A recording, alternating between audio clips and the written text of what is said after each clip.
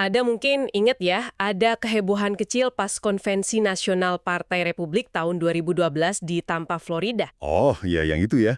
Tapi ini bukan soal politiknya kan? Bukan.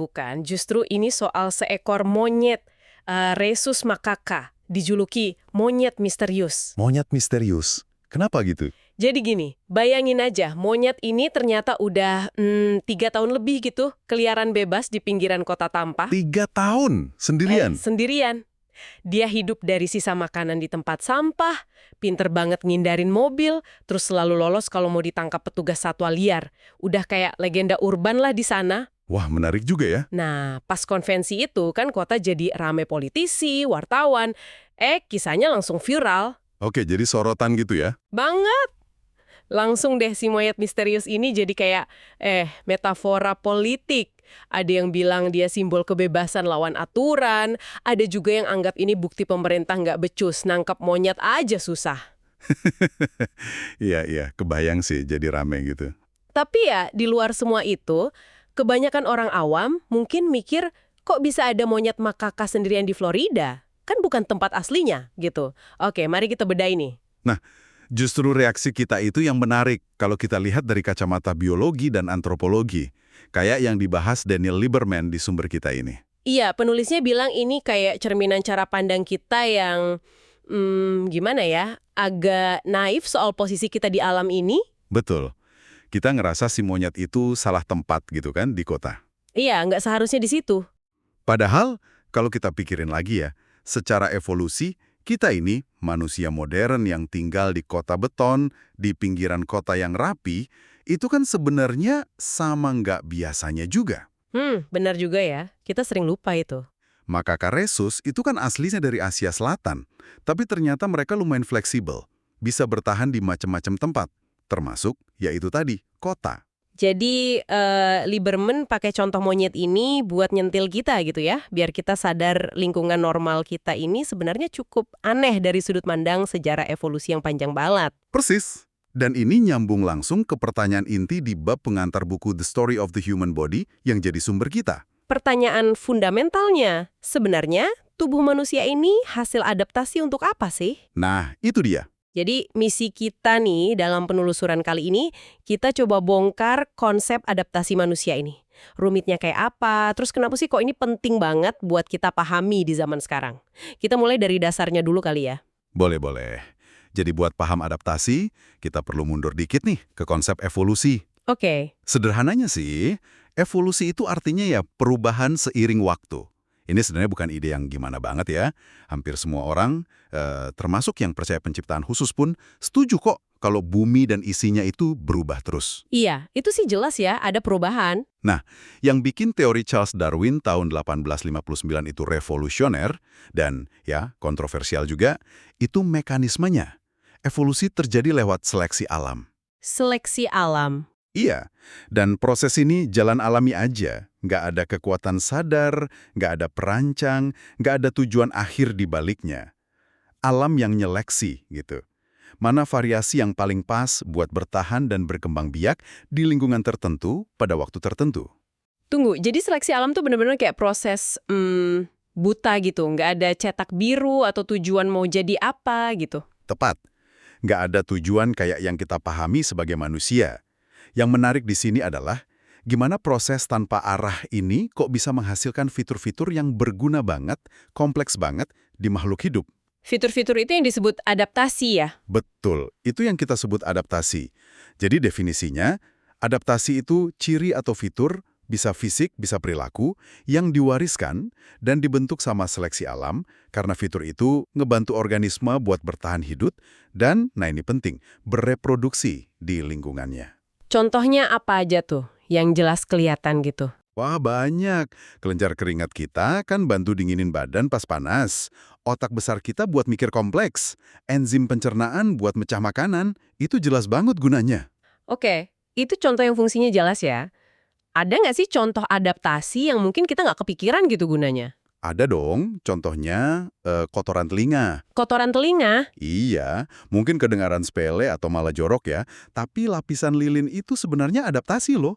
Bantu ngelindungin saluran telinga dari infeksi bakteri, jamur. Wah, Baru tahu saya. Tapi, nah ini kita juga mesti hati-hati. Nggak semua fitur tubuh itu otomatis adaptasi. Maksudnya? Ya kayak misalnya lesung pipi. Mungkin menarik dilihat, tapi belum tentu punya fungsi adaptif jelas yang dibentuk seleksi alam. Atau rambut di dalam hidung, atau refleks nguap, itu fungsi adaptifnya masih jadi perdebatan. Oke, jadi penting buat bedain mana yang beneran adaptasi, mana yang cuma efek samping atau variasi biasa aja ya. Betul banget. Itu langkah penting dalam biologi evolusi. Dan satu lagi yang perlu ditekankan, adaptasi itu bukan soal jadi sempurna, bukan kesempurnaan absolut. Oh ya, jadi gimana? Seleksi alam itu ngedorong ke arah optimalitas, tapi dalam konteks lingkungan tertentu aja. Dan optimalitas sejati itu hampir selalu nggak mungkin tercapai. Kenapa? Karena ada kompromi. Kompromi, maksudnya trade-off gitu. Ya, ada harga yang harus dibayar. Setiap adaptasi seringkali ada konsekuensinya. Tubuh kita ini, kayak kata Lieberman, ibarat palimpsest. Palimpsest, apa itu? Itu loh, kayak naskah perkamen kuno yang permukaannya dihapus, terus ditulisi lagi di atasnya. Tapi jejak tulisan yang lama itu masih samar-samar kelihatan di bawahnya. Oh, jadi kayak lapisan-lapisan sejarah gitu ya numpuk di tubuh kita. Persis. Tubuh kita ini akumulasi adaptasi dari jutaan tahun evolusi. Ada lapisan dari zaman kita mamalia awal, zaman primata, zaman kera, zaman hominin jalan tegak. Wah, banyak banget lapisannya. Dan lapisan-lapisan itu nggak selalu cocok satu sama lain. Nah, itu dia. Nggak selalu harmonis. Kadang campur aduk, kadang malah bisa bertentangan. Makanya banyak kompromi di desain tubuh kita. Bisa kasih contoh kompromi yang konkret nggak? Biar kebayang. Bisa, gigi kita deh contohnya. Gigi geraham kita ini sebenarnya lumayan bagus adaptasinya buat ngunyah buah, tumbuhan lunak. Warisan dari nenek moyang kita yang mirip kera, yang banyak makan buah kan? Oke. Tapi coba deh, pakai gigi itu buat ngunyah daging mentah yang lihat dari hewan buruan. Susah banget gak efisien. Iya juga ya. Kita baru bisa jadi pemakan daging yang efektif itu gara-gara adaptasi lain.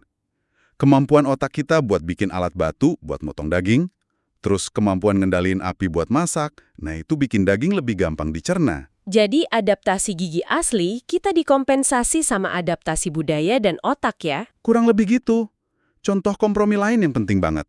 Adaptasi kita buat jalan tegak pakai dua kaki, bipedalisme. Iya, itu kan ciri khas manusia banget. Betul. Ini bikin tangan kita bebas buat bawa barang, bikin alat. Tapi ada konsekuensinya. Kita jadi nggak bisa lari secepat hewan kaki empat, terus kemampuan manjat pohon kita juga jauh berkurang dibanding kera. Iya bener juga ada trade-off-nya ya. Selalu ada. Jadi kalau kita hubungkan ini dengan gambaran yang lebih besar, tubuh kita ini bukan hasil rancangan sempurna dari nol, tapi lebih kayak hasil tambal sulam, hasil kompromi evolusioner selama jutaan tahun. Ini menarik banget. Soalnya kan kita sering dengar argumen, manusia itu kan lama banget hidup sebagai pemburu pengumpul. Jadi gaya hidup itulah yang paling alami, paling sehat buat kita. Iya, argumen paleo itu ya. Iya, makanya kan ada gerakan gaya hidup manusia gua modern. Anda pasti pernah dengar paleo diet kan? Fokus makan daging, ikan, kacang, buah, biji, sayur. Hindari gula olahan, pati olahan, produk susu. Sering dengar? Sama latihan fisik ala zaman batu juga kan? Itu dia. Kedengarannya kan logis banget ya. Tapi pertanyaannya, apa benar kita ini secara spesifik beradaptasi hanya buat hidup kayak pemburu pengumpul di zaman batu itu? Disinilah hal itu jadi sangat menarik. Dan jawabannya, ya seperti biasa dalam biologi evolusi, seringnya itu nggak sesederhana itu. Atau malah belum tentu benar. Oh ya? Kenapa tuh? Ada beberapa alasan penting kenapa gagasan kalau kita dirancang khusus buat gaya hidup pemburu pengumpul itu terlalu simpel. Pertama, dan ini penting banget, seleksi alam itu nggak punya tujuan bikin kita sehat, atau bahagia, atau panjang umur. Terus tujuannya apa dong? Mata uangnya seleksi alam itu keberhasilan reproduksi. Punya anak sebanyak mungkin yang bisa bertahan hidup sampai dewasa, terus bisa punya anak lagi. Gitu aja. Jadi fokusnya lebih ke jumlah keturunan ya, bukan kualitas hidup per individunya. Ya, secara kasar. Dari kacamata seleksi alam murni gitu. Tentu aja sehat itu bisa bantu buat reproduksi, tapi sehat itu bukan tujuan akhirnya. Oke. Poin pertama. Terus? Kedua, ingat analogi palimpsest tadi. Tubuh kita, termasuk tubuhnya para pemburu pengumpul itu sendiri, itu kan tumpukan adaptasi dari berbagai era evolusi sebelumnya. Oh iya, lapisan-lapisan tadi ya. Betul. Jauh sebelum jadi pemburu pengumpul canggih, nenek moyang kita itu hominin bipedal awal yang mungkin lebih banyak makan tumbuhan. Sebelumnya lagi, primata mirip kerah di pohon, sebelumnya lagi monyet, mamalia kecil nokturnal, wah, mundur terus sampai ke akar kehidupan. Semua sejarah itu masih ada jejaknya di biologi kita. Oke, jadi nggak cuma lapisan pemburu pengumpul aja. Nggak cuma itu. Ketiga, evolusi itu nggak berhenti di zaman batu. Sejak revolusi pertanian, kira-kira 10.000 tahun lalu, beberapa populasi manusia itu udah ngalamin seleksi alam lagi dan ngembangin adaptasi baru buat lingkungan pertanian. Contohnya? Contoh paling terkenal itu kemampuan mencerna laktosa susu sampai dewasa. Itu banyak di populasi peternak sapi perah di Eropa, Afrika.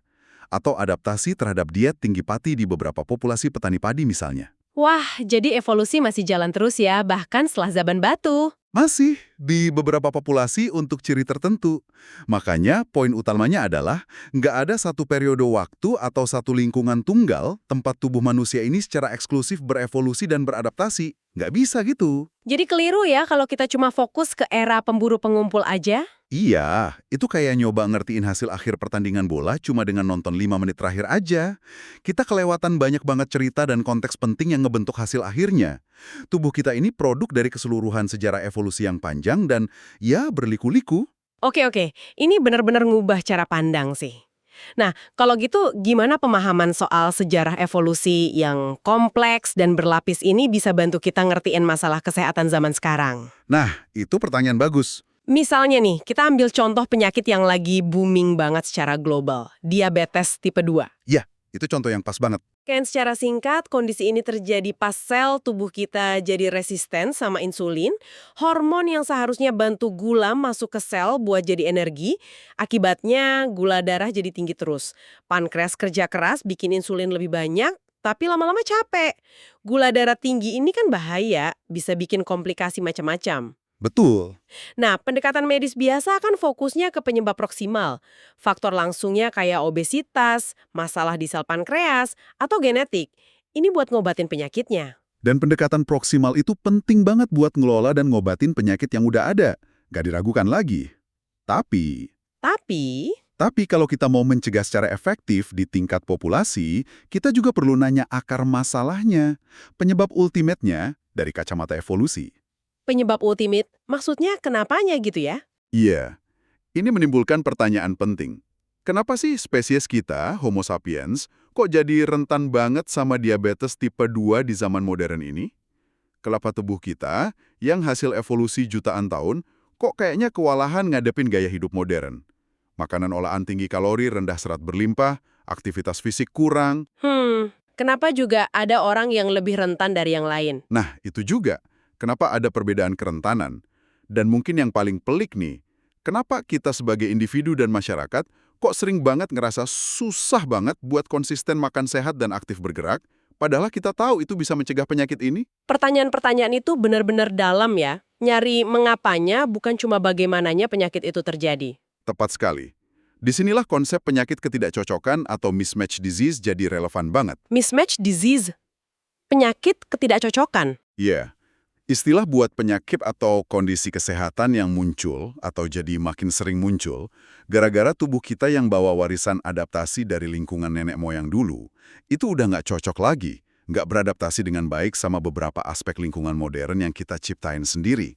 Ketidakcocokannya bisa karena apa aja? Bisa karena kita terpapar sesuatu yang terlalu banyak, kayak kalori, gula, garam, atau terlalu sedikit, kayak aktivitas fisik, serat, atau mungkin paparan mikroba tertentu yang dulu biasa kita temui. Atau bisa juga karena kita terpapar hal yang sama sekali baru buat biologi kita, kayak polutan kimia industri atau jenis stres kronis yang baru. Contoh paling klasik dari mismatch disease ini, ya karies gigi. Gigi berlubang. Oh ya, gimana tuh hubungannya? Penyebab proksimalnya kan jelas ya. Bakteri di mulut fermentasi sisa karbohidrat, terutama gula dan pati olahan, terus hasilin asam yang ngelarutin emel gigi. Oke. Tapi kenapa kita rentan banget? Nah, dari sudut pandang evolusi, manusia dan nenek moyang primata kita itu nggak berevolusi dengan diet yang kaya gula sederhana dan pati olahan sebanyak sekarang. pertahanan alami gigi kita terhadap serangan asam kayak gitu relatif lemah. Akibatnya, Akibatnya, karies itu jarang banget ditemuin di fosil kera atau pemburu pengumpul. Kasusnya baru mulai naik drastis setelah revolusi pertanian, pas biji-bijian kayak pati jadi makanan pokok. Dan benar-benar meledak di abad 1920 pas gula rafinasi jadi murah dan ada di mana-mana. Ini jelas banget ketidakcocokan antara diet leluhur kita sama diet modern. jadi intinya lingkungan kita berubah terlalu cepat, jauh lebih cepat dari kemampuan evolusi biologis kita buat ngejar gitu ya.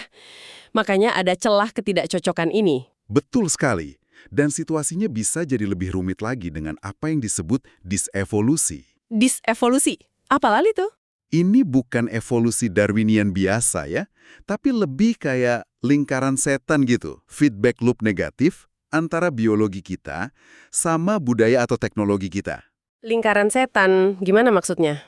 Bayangin siklusnya gini deh. Langkah pertama, kita kena masalah kesehatan gara-gara mismatch tadi. Misalnya karies gigi karena kebanyakan gula. Oke. Langkah kedua, kita seringnya nih cuma fokus ngobatin gejalanya aja. Nambal gigi, pakai pasta gigi Florida, dan sebagainya. Bukannya ngatasin akar penyebabnya, yaitu ngurangin gula secara drastis. Solusi gejala ini penting sih, tapi kan nggak ngilangin penyebab utamanya. Iya benar. Terus? Langkah ketiga, karena gejalanya bisa diatasi, dan penyebab utamanya budaya makanan manis, gula murah di mana-mana itu tetap ada, malah mungkin dikuatin sama industri dan kebiasaan.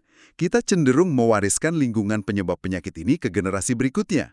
Wah, jadi muter di situ-situ aja ya? Iya, hasil akhirnya apa? Penyakit ketidakcocokan itu tetap ada di populasi, malah mungkin makin banyak prevalensinya, meskipun kita punya teknologi buat ngobatin gejalanya. Itu pola yang agak ngeri juga ya kalau dipikirin. Apa ada ciri-ciri umum gitu dari penyakit ketidakcocokan yang gampang masuk ke lingkaran disevolusi ini? Ada beberapa pola yang cenderung kelihatan. Penyakit-penyakit ini seringnya kronis, nggak nular. Kayak diabetes tipe 2, penyakit jantung, beberapa jenis kanker, osteoporosis, alergi, autoimun. Oke, penyakit gaya hidup modern gitu ya? Bisa dibilang itu. Penyebabnya biasanya juga kompleks, banyak faktor, banyak kompromi, jadi susah diobatin atau dicegah total. Terus, hubungan sebab akibatnya sering nggak langsung, pelan-pelan, atau baru kelihatan efeknya bertahun-tahun kemudian. Jadi susah disadari atau dianggap serius. Jadi nggak kayak infeksi yang langsung kelihatan sakitnya ya? Beda. Dan yang paling ironis, faktor lingkungan penyebabnya itu seringkali malah terkait erat sama hal-hal di budaya modern yang kita suka atau hargai. Kayak gampangnya dapat makanan olahan enak, murah, kenyamanan teknologi yang bikin kita kurang gerak, bahkan mungkin standar kebersihan yang terlalu steril sampai ngaruh ke sistem imun kita. Wah, ini bikin pencegahannya jadi tantangan besar ya. Bukan cuma soal medis, tapi juga sosial, budaya. Kompleks banget memang. Oke. Setelah kita ngobrol cukup dalam nih, coba kita balik lagi ke pertanyaan awal tadi. Manusia itu sebenarnya beradaptasi untuk apa? Nah, gimana kesimpulannya? Kalau dari sumber ini sih jawabannya jelas bukan satu hal tunggal ya. Bukan cuma buat jadi pemburu pemumpul, bukan juga cuma buat jadi petani. Ternyata kita ini makhluk yang luar biasa fleksibel. Hasil adaptasi buat banyak hal sepanjang sejarah evolusi kita yang panjang banget itu. Contohnya? Ya, kita beradaptasi buat jalan tegak, punya otak besar yang kompleks, makan macam-macam makanan alias omnivora, mampu jalan jauh dan punya daya tahan fisik bagus, pakai alat, masak makanan, kerjasama, berbagi dalam kelompok sosial, banyak banget. Jadi kayak mosaik ya? Iya, persis. Tubuh kita itu mosaik, adaptasi yang keren banget, gabungan dari berbagai adaptasi dari zaman yang beda-beda di masa lalu. Nggak ada satu cetak biru tunggal. Yang ada itu sejarah yang berlapis-lapis. Dan pemahaman ini penting buat? Nah, penting banget buat ngerti kenapa kita ngedepin tantangan kesehatan tertentu di dunia modern yang kita bikin sendiri ini. Terutama penyakit mismatch tadi. Jadi apa artinya semua ini bagi Anda? Ini mungkin bisa jadi bahan renungan akhir buat Anda. Kalau kita terima nih, kalau tubuh kita ini adalah palimpsest, warisan adaptasi masa lalu, dan kita sekarang hidup di lingkungan yang berubah tepat banget gara-gara budaya dan teknologi kita, gimana kesadaran ini bisa ngubah cara Anda mandang diri sendiri dan pilihan sehari-hari Anda? Pertanyaan bagus tuh. Coba deh perhatiin, Gimana Anda bisa mulai lihat adanya potensi gesekan atau ketegangan antara dorongan-dorongan yang mungkin akarnya dari evolusi kita misalnya, pengen banget makan manis atau lemak, atau cenderung malas gerak, nyari nyaman, sama tujuan kesehatan jangka panjang yang mungkin Anda punya di dunia modern ini. Jadi antara dorongan purba sama target modern gitu ya? Kurang lebih gitu. Apakah dengan menyadari adanya potensi ketidakcocokan antara hardware biologis kita sama software lingkungan modern ini, bisa bikin Anda lebih berdaya, lebih sadar buat bikin pilihan yang lebih selaras sama kesehatan Anda di tengah dunia yang terus berubah ini? Wah, itu pertanyaan reflektif yang menarik banget buat dibawa pulang. Terima kasih sudah menyimak penelusuran kita kali ini, menyelami bab pengantar dari buku The Story of the Human Body. Semoga bermanfaat ya. Semoga percakapan ini ngasih Anda lensa baru buat memahami kisah luar biasa di balik tubuh Anda sendiri. Sampai ketemu di penelusuran berikutnya.